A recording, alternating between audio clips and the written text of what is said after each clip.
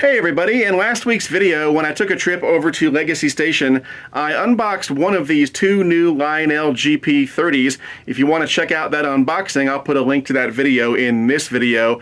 But today we're going to check out both of these new Lionel GP30s, and it's coming up right now on Eric's Trains.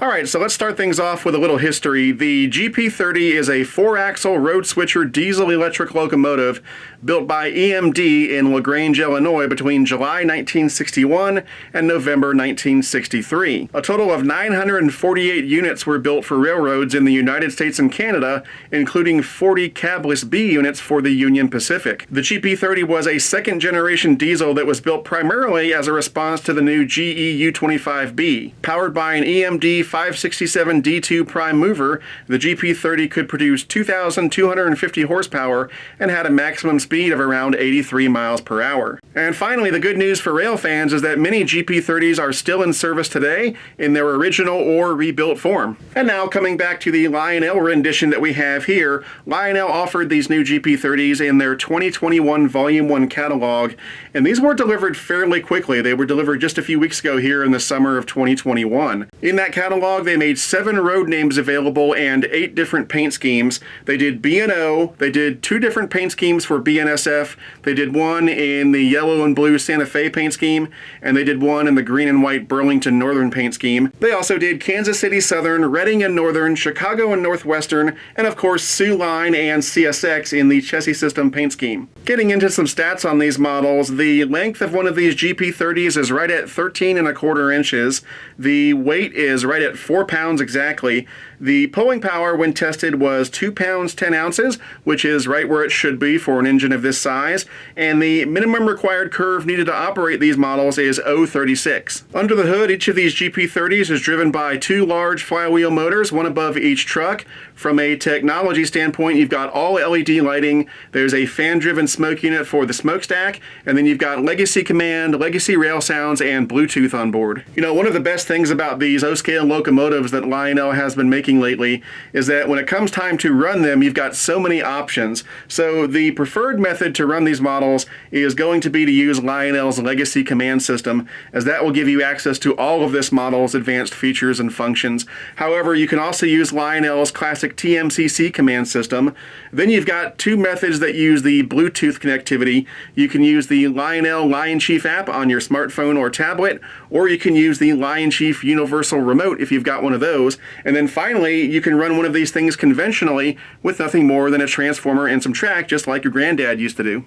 Alright, now we're going in close to check out a couple details. So one of my favorite features of the GP30 is the whole cab roofline thing going on. It's really the most distinctive feature of the GP30, and it makes it look unlike any other diesel out there. You've got this rounded roof on the cab itself, then you've got this big thing jutting up here with all these angles. It just looks so cool. And that style continues as you move toward the back. We've still got this stuff hanging out over the side, and then it all tails off right here like the back of some car from the 1950s in my mind. It's just so distinct. And then we get toward the back where finally it's starting to look like a regular Jeep. Now this panel can be removed like so, and if we take a look, well, there's one of the flywheel motors. And then we've got the master controls for the engine. The writing is upside down from this point of view, but we've got the run program switch that you use to program the engine into your Legacy or TMCC system. Then we've got the Bluetooth on-off switch, and then we've got the smoke unit on-off switch. And then that panel pops right back on like that, and it's held down with magnets. I also really like what they've done with the smokestack on the new GP30. Now, back in the day, not too long ago really, Lionel would have done this smokestack in one of 2 ways. They would have had it completely open so as to make loading smoke fluid into the smoke unit easier, or they would have had this more prototypical grill on top, but it would have been fixed in place, and then you'd be miserably trying to get smoke fluid down into that hole without making a giant mess. Well, now they've improved that, so you've got the grill on top, but when you want to load smoke fluid, the grill pops off like that, and then you load your smoke fluid in, and when you're done, that little grill snaps right back on, and it looks great. Something that's very common on most high-end O-Scale diesels these days, but that I don't call attention to very often, is the presence of this folding deck plate at either end of the locomotive. This is called a drawbridge, and it folds down like that. Now, ordinarily, if the locomotive was by itself, you would fold these up. These are used when you're doing a multi-unit consist. When you've got back-to-back locomotives, you lower these drawbridges, and these allow the crews to pass back and forth between the units without having to either get off or try to jump across this chasm. And then when they're not in use, you fold them up like that. And by the way, there's that nice metal safety chain as well. Pretty cool. Here's what it looks like on the underside of one of these GP30s. We've got 4 center rail pickup rollers, 2 per truck for good solid electrical contact.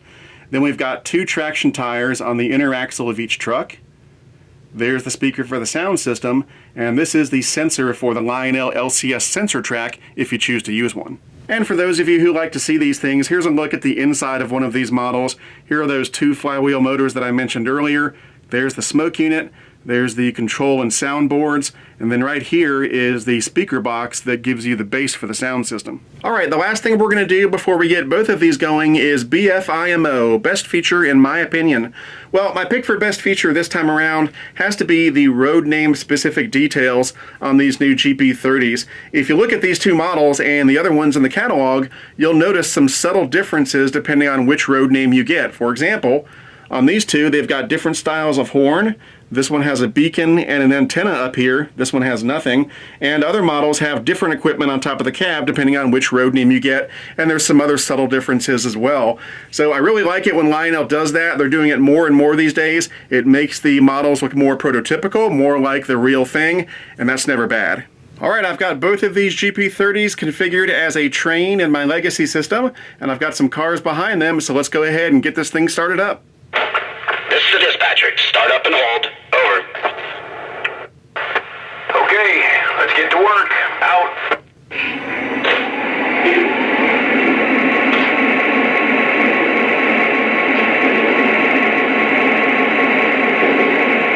Alright, so first up, here's the horn.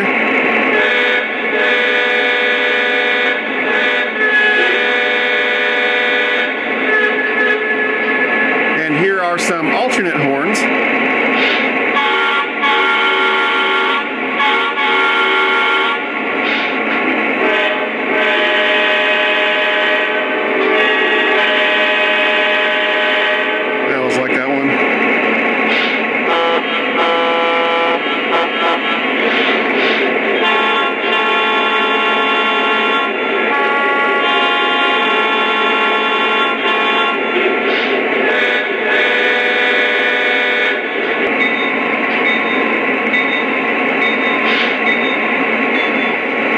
Here's a sampling of some of the crew talk sounds, and I really think Lionel has done a better job lately of having some nice, gritty, sort of radio chat crew talk sounds. Take a listen. Okay, Captain, good. Ready to roll. Well, offered over. Okay, well, when you want to go on that track, we're ready to copy over. All right, here it comes. Have your bed standing by, over. Yeah, hold on. I'll switch over to the conductor. Here you go. Got a lot of tugs today.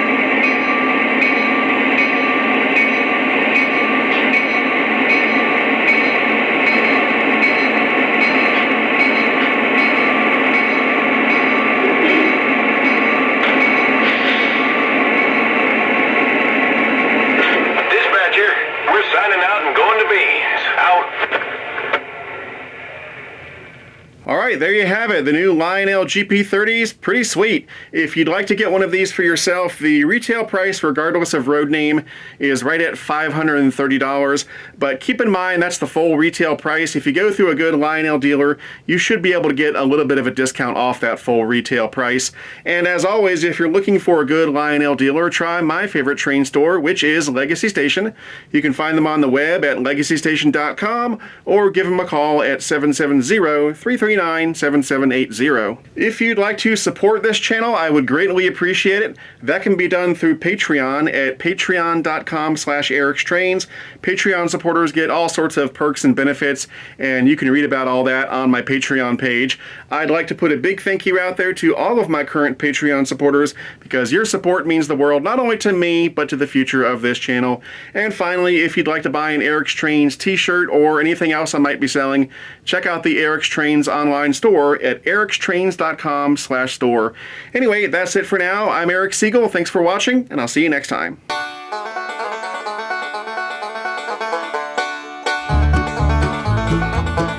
And when you're done, well, never mind.